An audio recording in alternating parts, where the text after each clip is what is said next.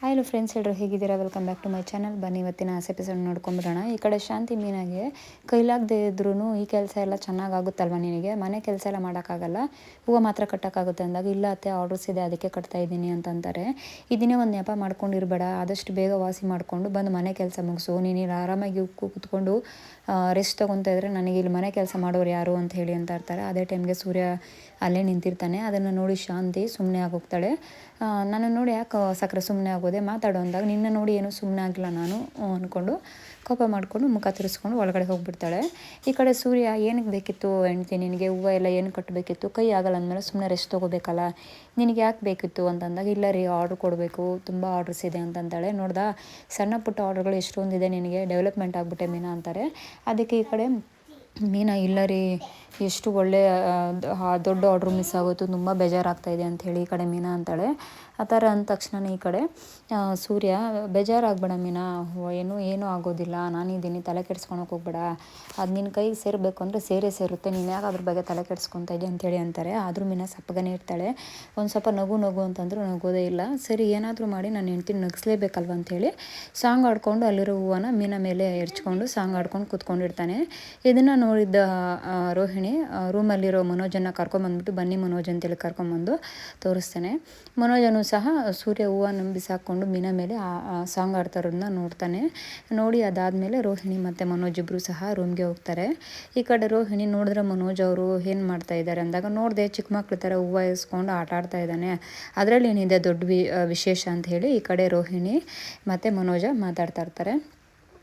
ಅಲ್ಲ ಮನೋಜ್, ನಿಮಗೂ ಆ ಥರ ಅನಿಸ್ತಾ ಇಲ್ವಾ ಅಂತಂದಾಗ, ಅನಿಸ್ತಾಯಿತ್ತು, ಅದಕ್ಕಿಂತ ಜಾಸ್ತಿನೇ ಅನಿಸ್ತಾಯಿತ್ತು, ಬಟ್ ನೀನು ಅದಕ್ಕೆಲ್ಲ ಕಲ್ಲು ಹಾಕ್ಬಿಟ್ಟಲ್ಲ ಅಂಥೇಳಿ ಅಂತಾರೆ. ಅದಕ್ಕೆ ಈ ಕಡೆ, ಅಲ್ಲ ಮನೋಜ್, ನಾನು ಸುಳ್ಳು ಹೇಳಿದ್ದೀನಿ, ಸಾರಿ ಕೇಳಿ ಇನ್ನೇನು ಮಾಡಬೇಕಂತ ಹೇಳಿ ಮಾಡ್ತೀನಿ, ಯಾಕೆ ಇಷ್ಟೊಂದು ಬೇಜಾರು ಮಾಡ್ತಾಯಿದ್ದೀರಾ, ನಾನು ಬೇಡವಾ ಮನೋಜ್ ನಿಮಗೆ ಅಂದಾಗ, ಇಲ್ಲ ನನಗೆ ಬೇಕಾಗಿಲ್ಲ, ನೀನು ಸುಳ್ಳು ಹೇಳಿರೋದು ಸಾಕು, ಏನು ಸಾಕು, ನಿನ್ನ ಪಾಡು ನೀನಿದ್ದು ನನ್ನ ಪಾಡು ನನ್ನ ಬಿಟ್ಬಿಟ್ರೆ ಸಾಕು ಅಂತ ಹೇಳಿ ಈ ಕಡೆ ಮನೋಜ ಬೈತಾನೆ. ಸರಿ ಅಂತೇಳಿ ರೋಹಿಣಿ ಸಹ ಸುಮ್ಮನೆ ಆಗೋಗ್ತಾಳೆ. ಈ ಕಡೆ ಸಾಂಗ್ ಆಡ್ಕೊಂಡು ಮೀನಾನ ನಗಿಸ್ಬೇಕು ಅಂತೇಳಿ ಟ್ರೈ ಮಾಡ್ತಾ ಇರ್ತಾನೆ. ಅದೇ ಟೈಮ್ಗೆ ಈ ಕಡೆ ಶಾಂತಿನೂ ಸಹ ನೋಡಿಬಿಟ್ಟು, ಅಯ್ಯೋ ಏನಿದು, ಏನು ಮಾಡ್ತಾ ಇದ್ದಾನೆ ಅಂಥೇಳಿ ಓಡೋಗಿ ರಂಗನಾಥ್ಗೆ ಹೇಳ್ತಾರೆ.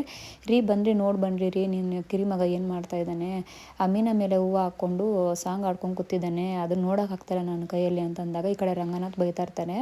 ಅಲ್ಲ ಗಂಡ ಹೆಂಡ್ತಿ ಅನ್ಯೋನ್ಯವಾಗಿರಬೇಕು ಅಂತ ಹೇಳ್ತಾನೆ, ಎಲ್ಲ ತಂದೆ ತಾಯಿನೂ ಮಕ್ಕಳು ಅವ್ರು ಅನ್ಯೂನ್ಯವಾಗಿದ್ದರೆ ನಿನಗೇನು ಕಷ್ಟ, ಸುಮ್ಮನೆ ಇರೋಕ್ಕಾಗೋದಿಲ್ವಾ, ಆರಾಮಾಗಿದ್ದಾರೆ ಸಾಕು, ಸುಮ್ಮನಿರು, ನಿನಗ್ಯಾಕೆ ಅಂತ ಹೊಟ್ಟೆ ಉರಿ, ದೇವರೇ ಇವಳು ನನ್ನ ಕನಸಲ್ಲಿ ಬರದೇ ಇದ್ದರೆ ಸಾಕಪ್ಪ ಅಂತ ಹೇಳಿ ದೇವರಿಗೆ ಕೈ ಮುಗಿದು ರಂಗನಾಥ್ ನಿದ್ದೆಗೆ ಹೋಗ್ತಾರೆ. ಶಾಂತಿ ಮತ್ತು ರಂಗನಾಥ್ ಈ ಕಡೆ ಡ್ಯಾನ್ಸ್ ಆಡ್ಕೊಂಡಿರ್ತಾನೆ. ಅದೇ ಟೈಮ್ಗೆ ರವಿ ಮತ್ತು ಶ್ರುತಿ ಆಚೆಗಡೆಯಿಂದ ಹೊರಗಡೆ ಬರ್ತಾರೆ. ವಾವ್, ತುಂಬ ಚೆನ್ನಾಗಿ ಆಡ್ತಾ ಇದ್ದೀರಾ, ಹಾಗೆ ಆಡಿ ಅಂತೇಳಿ ವಿಡಿಯೋ ಮಾಡ್ಕೊತಾ ಇರ್ತಾರೆ. ಈ ಕಡೆ ಸೂರ್ಯ, ಯಾಕೋ ಬನ್ನಿ ವಿಡಿಯೋ ಮಾಡ್ಕೊಬೇಡಿ, ನೀವು ಲಾಸ್ಟ್ ಟೈಮ್ ವಿಡಿಯೋ ಮಾಡಿದರೆ ಅದನ್ನ ಯೂಟ್ಯೂಬಲ್ಲಿ ಅಪ್ಲೋಡ್ ಮಾಡಿಲ್ಲ, ಎಲ್ಲೂ ಅಪ್ಲೋಡ್ ಮಾಡಿಲ್ಲ ಅಂದಾಗ ಈ ಕಡೆ ಮೀನಾ, ಇಲ್ಲ ರೀ ಅದು ನನಗೆ ವಿಡಿಯೋಸ್ ಯಾಕೋ ಸೆಟ್ ಆಗಲಿಲ್ಲ, ಅದಕ್ಕೆ ನಾನು ಅಪ್ಲೋಡ್ ಮಾಡಬೇಡ ಅಂದೆ, ಅವ್ರು ಅಪ್ಲೋಡ್ ಮಾಡಿಲ್ಲ ಅಂತಾರೆ. ಈ ಕಡೆ ಮೀನಾ, ಹೌದಾ, ಸಮಾಧಾನ ಆಯಿತಾ, ಖುಷಿ ಆಯ್ತು ಅಂದಾಗ ಹ್ಞೂ ಆಯಿತು ಅಂತಾರೆ. ಈ ಕಡೆ ರವಿ ಮತ್ತು ಶ್ರುತಿ, ಏನು ಊಟ ಮಾಡ್ಕೊಬಂದ್ರಿ ಅಂದಾಗ ಪಿಜ್ಜಾ ತಿನ್ಕೊಬಂದಿ ಅಂತಾರೆ. ಈ ಕಡೆ ಸೂರ್ಯ, ಪಿಜ್ಜಾ ಎಲ್ಲ ತಿನ್ಕೊಂಡು ಹೊಟ್ಟೆ ಹಾಳು ಮಾಡಿಕೊಂಡ್ರೆ ನಮಗೂ ಅದಕ್ಕೂ ಸಂಬಂಧ ಇಲ್ಲ, ಹುಷಾರಾಗಿರಿ ಅಂತ ಹೇಳಿ ಅವರಿಗೆ ವಾರ್ನ್ ಮಾಡ್ತಾ ಇರ್ತಾರೆ. ಈ ಕಡೆ ಸೂರ್ಯ ಮತ್ತು ಮೀನೂ ಸಹ ಹೋಗಿ ನಿದ್ದೆ ಮಾಡೋಗಿ ಟೈಮ್ ಆಯಿತು ಅಂಥೇಳಿ ಇವರು ಸಹ ಎದ್ದೋಗಿ ನಿದ್ದೆಗೆ ಹೊರಡ್ತಾರೆ. ಮಾರ್ನಿಂಗ್ ಕನಕ ಹಾಸ್ಪಿಟ್ಲಿಗೆ ಕೆಲಸಕ್ಕೆ ಹೋಗ್ತಾಳೆ. ಸರಿ ಅಂತ ಹೇಳಿ ಪೊಲೀಸ್ಗೆ ಕಾಲ್ ಮಾಡಿ ನಡೆದಿರೋ ವಿಚಾರನೆಲ್ಲ ಹೇಳೋಣ ಅಂತ ಹೇಳಿ ಕಾಲ್ ಮಾಡಿರ್ತಾರೆ. ಕಾಲ್ ಮಾಡಿದ ತಕ್ಷಣ ಪೊಲೀಸು, ಹೆಂಗಿದ್ದೀರಾ, ಏನು ಸಮಾಚಾರ ಅಂತ ಕೇಳ್ತಾಳೆ. ಅವರು ಸಹ ನಾನು ಆರಾಮಾಗಿದ್ದೀನಿ, ಟ್ರೈನಿಂಗಲ್ಲಿದ್ದೀನಿ ಅಂತ ಹೇಳ್ತಾರೆ. ಈ ಕಡೆ ಕನಕನೂ ಸಹ ಮಾತಾಡ್ತಾರೋ ಸೌಂಡಲ್ಲಿ, ಯಾಕೆ ಏನಾಯಿತು ಅಂದಾಗ, ಏನೂ ಇಲ್ಲ ಅಂತ ಹೇಳಿ ಅಂತಾರೆ. ನಾನು ಬೇರೆಯವರಾಗಿದ್ದರೆ ಹೇಳಬೇಡಿ, ನಿಮ್ಮ ಮನೇಲಿ ಒಬ್ಬನಾಗಿದ್ದರೆ ನಿನ್ನ ಮನಸ್ಸಲ್ಲಿದ್ದರೆ ಮಾತ್ರ ನಿಜ ಹೇಳಿ ಅಂತಾರೆ. ಅದಕ್ಕೆ ನಡೆದಿರೋ ಘಟನೆ ಎಲ್ಲ ಹೇಳ್ತಾಳೆ. ಸರಿ, ನಾನು ಪೊಲೀಸರಿಗೆ ಹೇಳಿ ಇನ್ಫಾರ್ಮ್ ಮಾಡ್ತೀನಿ, ಯಾವ ಏರಿಯಾ, ಏನಾಗಿದೆ ಏನು ಅಂಥೇಳಿ ನಾನು ವಿಚಾರಿಸ್ತೀನಿ ಅಂದಾಗ, ಇಲ್ಲ ಅದೆಲ್ಲ ಏನು ಬೇಕಾಗಿಲ್ಲ ಅಂತಾರೆ. ನಿಮ್ಮ ಅಕ್ಕ ಹೆಂಗಿದ್ದಾರೆ ಅಂದಾಗ, ಅಕ್ಕ ಆರಾಮಾಗಿದ್ದಾರೆ, ಒಂದು ಸ್ವಲ್ಪ ಏಟಾಗಿದೆ ಅಂತಾರೆ. ಸರಿ, ನಾನೇನಾದ್ರು ನನ್ನ ಕಡೆಯಿಂದ ಏನಾದ್ರು ಇರಬೇಕಂದ್ರೆ, ಏನು ಬೇಡ, ನೀವು ಆರಾಮಾಗಿ ಬನ್ನಿ, ನಿಮ್ಗೆ ಕೊಟ್ಟಿರೋ ದುಡ್ಡು ಕೊಡೋಕ್ಕಾಗ್ತಾಯಿಲ್ಲ ಅಂತ ಬೇಜಾರಾಗ್ತಿದೆ, ಆದಷ್ಟು ಬೇಗ ನಿಮ್ಮ ದುಡ್ಡು ಕೊಟ್ಬಿಡ್ತೀನಿ ಅಂದಾಗ, ನನಗೆ ದುಡ್ಡೆಲ್ಲ ಏನು ಬೇಡ, ನೀವು ಆರಾಮಾಗಿದ್ದರೆ ಅಷ್ಟೇ ಸಾಕು ಅಂತೇಳಿ ಈ ಕಡೆ ಪೊಲೀಸ್ ಅಂತಾನೆ. ಸರಿ, ಆದಷ್ಟು ಬೇಗ ನಾನು ಟ್ರೈನಿಂಗ್ ಮುಗಿಸ್ಕೊಂಬರ್ತೀನಿ, ನಾನು ಊಟಕ್ಕೆ ಬಂದಿದ್ದೀನಿ, ಆದಷ್ಟು ಬೇಗ ನಿಮ್ಮನ್ನು ಮೀಟ್ ಮಾಡ್ತೀನಿ ಅಂತ ಹೇಳಿ ಇಬ್ಬರು ಕಾಲನ್ನು ಕಟ್ ಮಾಡ್ತಾರೆ.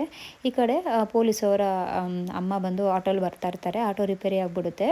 ಈ ಕಡೆ ಮೀನಾಗೆ ಆಟೋವರು ಅಡ್ಡ ಹಾಕ್ಬಿಟ್ಟು, ಸ್ವಲ್ಪ ಡ್ರಾಪ್ ಕೊಡಿ, ಪೇಷಂಟ್ ಇದ್ದಾರೆ ಆಟೋಲಿ, ಅವ್ರನ್ನ ಡ್ರಾಪ್ ಮಾಡಿದ್ರೆ ಸಾಕು ಅಂತ ಹೇಳಿ ಅಲ್ಲಿರೋ ಆ ಅಮ್ಮ ಜೊತೆ ಮಾತಾಡಿ ಮಾತಾಡಿ ಹೋಗಿ ಅವ್ರ ಜೊತೆ ಡ್ರಾಪ್ ಮಾಡ್ತಾರೆ ಅಂತ ಹೇಳಿ, ಆಟೋ ದುಡ್ಡೆಲ್ಲ ಏನು ಬೇಡ, ನನ್ನ ಒಂದು ಪ್ರಾಬ್ಲಮ್ ಇದು ಅಂತ ಹೇಳಿ ಅವ್ರಿಗೆ ಬೇಡ ಅಂತ ಹೇಳಿ ಮೀನಾ ಜೊತೆ ಡ್ರಾಪ್ ಮಾಡೋಕ್ಕೆ ಕಳಿಸ್ತಾರೆ. ಮೀನಾನು ಸಹ ಕರ್ಕೊಂಡೋಗಿ ದೇವಸ್ಥಾನ ಹತ್ರ ಡ್ರಾಪ್ ಮಾಡ್ತಾರೆ. ಅದೇ ಟೈಮಿಗೆ ಕನಕ ಅಡ್ಡ ಸಿಗ್ತಾಳೆ. ಇದೇನು ಇವ್ರ ಜೊತೆ ಬಂದಿದ್ದೀರಾ ಅಮ್ಮ ಅಂದಾಗ, ತುಂಬ ಒಳ್ಳೆಯವರು ಹಾಗೆ ಹೀಗೆ ಅಂತೇಳಿ ಮೀನಾ ಬಗ್ಗೆ ಮಾತಾಡ್ತಾ ಇರ್ತಾರೆ.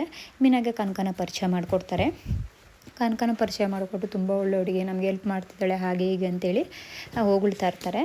ಅದೇ ಟೈಮ್ಗೆ ಕನಕನೂ ಸಹ ತುಂಬ ಸಂಸ್ಕೃತಿ ಕಲಿಸಿದೆ ಅಂತೇಳಿ ಪೊಲೀಸ್ ಅವರಮ್ಮ ಹೇಳಿದಾಗ, ಅಮ್ಮ ಆ ಸಂಸ್ಕೃತಿ ಕಲಿಸ್ಕೊಟ್ಟವ್ರು ಇವರೇನಮ್ಮ ಅಂತ ಹೇಳಿ ಹೇಳ್ತಾರೆ. ಓ ಹೌದಾ, ಥ್ಯಾಂಕ್ಸು, ಒಂದೇ ಕಡೆ ಮೀಟ್ ಮಾಡಿದ್ದೀರಿ ಇಬ್ಬರೂ, ಒಳ್ಳೇದಾಯ್ತಮ್ಮ, ತುಂಬ ಒಳ್ಳೆ ಮನಸ್ಸಿರೋರು ನೀವು, ನಾನು ಬರ್ತೀನಿ ಅಂತ ಹೇಳಿ ಅವರು ತಾಯಿ ಹೊರಡ್ತಾರೆ. ಈ ಕಡೆ ಏನು ತುಂಬ ಅವ್ರಿಗೆ ಉಪಚಾರ ಮಾಡ್ತಾಯಿದ್ದೀರಾ ಅವರಿಗೆ ಅಂದಾಗ, ನಾನು ನಿಮ್ಗೆ ಹೇಳಿದ್ನಲ್ಲ ನಾನು ಇಷ್ಟಪಡ್ತಾರೆ ಹುಡುಗ ಅಂತೇಳಿ ಅವ್ರ ಅಮ್ಮ ಅದು ಅಂದಾಗ, ಓ ನಿಮ್ಮ ಅತ್ತೆಯವರು ಮಾಜಿ ಅತ್ತೆಯವರು ಆಗೋರಾ ಅಂಥೇಳಿ ಕನಕನ ರೇಗಿಸ್ತಾ ಇರ್ತಾರೆ. ಹಾಗೇನಿಲ್ಲ ಅಮ್ಮ, ಅಕ್ಕ ತುಂಬ ಒಳ್ಳೆಯವರು ಅವರು ಅಂದಾಗ, ಹೌದು ತುಂಬ ಒಳ್ಳೆಯವರು, ನೀನು ಚೆನ್ನಾಗಿದ್ರೆ ಅಷ್ಟೇ ಸಾಕು, ನಾನು ಬರ್ತೀನಿ ಅಂಥೇಳಿ ಇಬ್ಬರು ಸಹ ಅಲ್ಲಿಂದ ಓಡ್ತಾರೆ. ಈ ಕಡೆ ಸೂರ್ಯ ಕಸ್ತೂರಿ ಮನೆಗೆ ಬಂದು ಅಳೋಕ್ಕೆ ಸ್ಟಾರ್ಟ್ ಮಾಡ್ತಾನೆ. ಯಾಕಪ್ಪ ಏನಾಯಿತು ಅಂದಾಗ, ನಂಗೆ ತುಂಬ ಬೇಜಾರಾಗ್ತಿದೆ, ಮೀನಾಗಿ ಆಗಿರೋ ಪರಿಸ್ಥಿತಿ ನೋಡಿ ಈ ಥರ ಆಗಿದೆ ಅಂತ ಹೇಳಿ ಎಲ್ಲ ಹೇಳ್ತಾನೆ. ಸರಿ ಆಯಿತು, ನೀನೇನು ಅದ್ರ ಬಗ್ಗೆ ತಲೆ ಕೆಡಿಸ್ಕೊಬೇಡ, ಏನಾದರೂ ಮಾಡೋಣ, ನಮ್ಮ ಕೈಲಾದಷ್ಟು ಏನು ಮಾಡೋಕ್ಕಾಗುತ್ತೆ, ಬನ್ನಿ ಕೂತ್ಕೊಳ್ಳಿ ಅಂತ ಅಂದ್ಬಿಟ್ಟು ಕರ್ಕೊಂಬಂದು ಕುಳಿಸ್ತಾರೆ. ಮೀನಾಗೆ ಹೇಗಿದೆ, ಪರವಾಗಿಲ್ವಾ, ನಾನು ಹೇಳಿದೆ ಶಾಂತಿಗೆ ಹೇಳಿದೆ ಇದೆಲ್ಲ ಬೇಡ ಅಂತೇಳಿ, ವಿಶಾಲಾಕ್ಷಿಗೂ ಸಹ ಹೇಳಿದೆ, ಆದರೆ ಅದನ್ನೆಲ್ಲ ಬಿಡ್ತಾನೇ ಇಲ್ಲ ಅವರು ಅಂದಾಗ, ನಿಮಗೂ ಗೊತ್ತಿರೋ ಮ್ಯಾಟ್ರಿಂದ ಹೇಳ್ತಾ ಇದ್ದೀನಿ, ಏನಾದರೂ ಮಾಡಿ ಆ ಕಳ್ತನದಿಂದನೇ ನಾವು ತೊಗೊಂಬರ್ಬೇಕು ಅಂತಂತಾರೆ. ಅದಕ್ಕೆ ನಿಮ್ಮ ಕೈಯಿಂದ ಆಯ್ದು ಏನಾದರೂ ಒಂದು ಹೆಲ್ಪ್ ಮಾಡಿ ಅಂದಾಗ, ಸರಿ ನನ್ನ ಹತ್ರ ಒಂದೆರಡು ಕಾಸಿನ ಸರ ಇದೆ, ಅದನ್ನ ಕೊಡ್ತೀನಿ, ಅದನ್ನ ತೊಗೊಂಡೋಗಿಟ್ಬಿಟ್ಟು ಮೀನಾಗೆ ದುಡ್ಡು ಕೊಟ್ಬಿಡಿ ಅಂತಾರೆ. ಇಲ್ಲ ನೀವು ಅಷ್ಟು ಹೇಳಿದ್ರಲ್ಲ, ನಮ್ಗೆ ಅಷ್ಟೇ ಸಾಕು, ಅವರಿಗೆ ಪೂಜೆ ಇದೆ ಅಂಥೇಳಿ ಅವ್ರನ್ನ ಕರ್ಕೊಂಡ್ರೆ ಸಾಕು, ನಾವು ಅಲ್ಲಿಂದ ಏನು ಮಾಡಬೇಕಂತ ನಮಗೆ ಗೊತ್ತು, ನಾವು ಮಾಡ್ತೀರಿ, ಅವ್ರನ್ನ ಒಂದು 1/2 hour 1 hour ಇಲ್ಲಿ ಏನಕ್ಕಾದ್ರೂ ಕರೆಸ್ಕೊಳ್ಳಿ ಅಂತ ಅಂತಾರೆ. ಅಯ್ಯೋ ಅಪ್ಪ ನಾಳೆ ಡ್ಯಾನ್ಸ್ ಕ್ಲಾಸ್ ರಜೆ ಇದೆ, ಅವ್ರನ್ನ ಹೆಂಗೆ ಕರೆಸ್ಕೊಳ್ಳೋದು ಅಂದಾಗ, ಏನಾದರೂ ಒಂಚೂರು ಹೇಳಿ ಕರೆಸ್ಕೊಳ್ಳಿ ಅಂತಾರೆ. ಸರಿ ಆಯಿತು, ನನ್ನ ಕೈಯಿಂದ ಆದಷ್ಟು ನಾನು ಹೆಲ್ಪ್ ಮಾಡ್ತೀನಿ ನಿಮಗೆ ಅಂಥೇಳಿ ಕಸ್ತೂರಿನ ಸಹ ಒಪ್ಕೊತಾರೆ. ನೆಕ್ಸ್ಟ್ ಎಪಿಸೋಡಲ್ಲಿ ಅವ್ರು ಯಾವ ರೀತಿ ವಿಶಾಲಾಕ್ಷಿ ಮನೆಗೆ ಹೋಗಿ ಅವರು ಕಳ್ತನ ಮಾಡಿರುವಂತಹ ದುಡ್ಡು ಎಲ್ಲಿಟ್ಟಿದ್ದಾರೆ ಅಂಥೇಳಿ ತೊಗೊಬರ್ತಾರೆ ಅನ್ನೋದನ್ನು ನೆಕ್ಸ್ಟ್ ಎಪಿಸೋಡಲ್ಲಿ ಆದಷ್ಟು ನಿಮಗೆ ತೋರಿಸ್ಕೊಡ್ತೀನಿ. ಆದಷ್ಟು ನನ್ನ ಒಂದು ವಿಡಿಯೋಸ್ ಇಷ್ಟ ಆದರೆ ಲೈಕ್ ಮಾಡಿ, ಶೇರ್ ಮಾಡಿ ಮತ್ತು ಸಬ್ಸ್ಕ್ರೈಬ್ ಮಾಡಿ. ಬಾಯ್ ಬಾಯ್.